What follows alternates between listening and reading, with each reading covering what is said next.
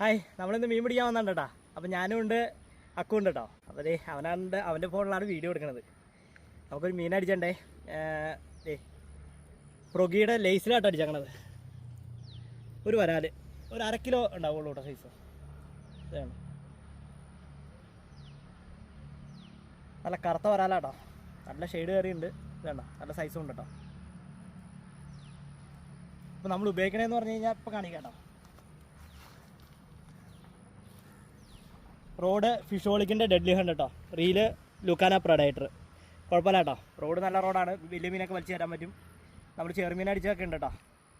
അപ്പോൾ ഓക്കെ, അപ്പോൾ നമ്മളിന്ന് വന്നിട്ടുണ്ടല്ലോ രണ്ടാമത്തെ മീൻ അടിച്ചിട്ടുണ്ട് കേട്ടോ.